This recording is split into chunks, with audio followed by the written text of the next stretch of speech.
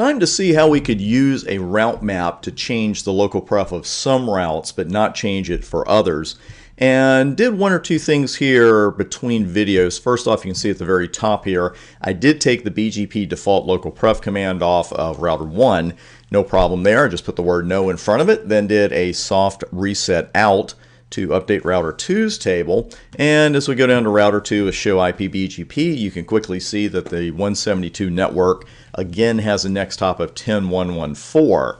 Now we also have a network we haven't seen there before, and that's the 210 network. I added that to routers 3 and 4 during the break. They're both advertising it, nothing tricky, the same way that they advertise the 172 network. And we've got a next hop as we expect of .4 for router 2 for the valid and best, and the next hop with .3 is considered valid. Now, let's say we need to change the local pref of one of these routes to change the table a bit, but not all of them coming in from router 1.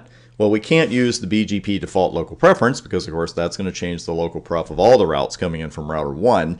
So let's have a look at another route map. First thing we're going to do here on, on router 1. Need to go over to 1.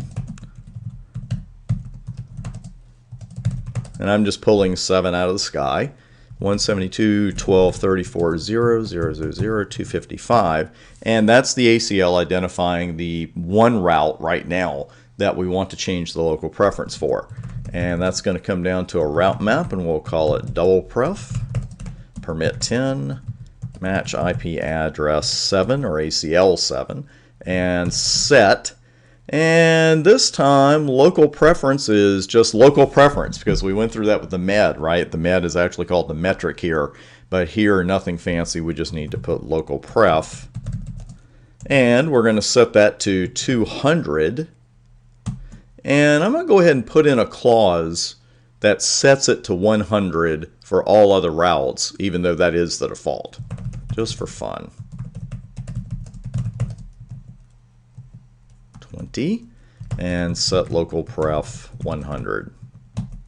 So now we need to apply it. And how do we apply a route map here in this situation? We did that earlier.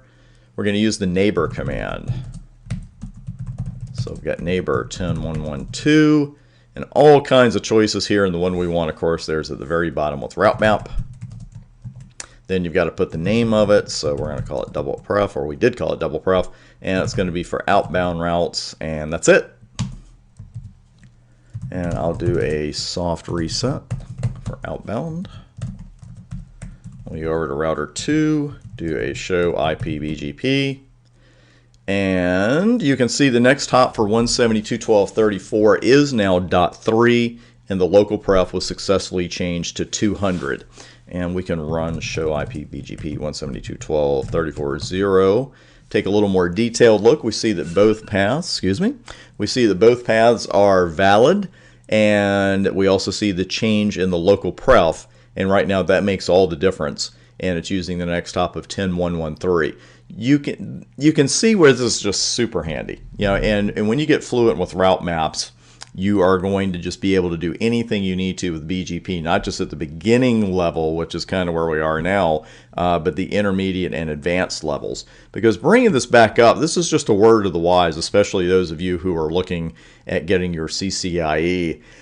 When it comes to setting, I mean, look at all the different values that we can set here. Where we can add to an AS path. We don't actually do that in this course. You'll do it in a more advanced course, but if you want to make an AS path longer to affect that best path selection process, you can do it with setting an AS path and then just add some numbers there.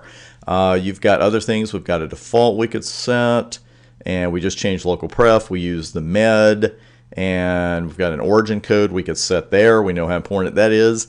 And that bottom one, BGP wait, we have not seen that one in action yet. And that is the very first attribute that BGP is going to look at in that best path selection process. So coming up on the next video, by golly, we are going to see the wait attribute in action.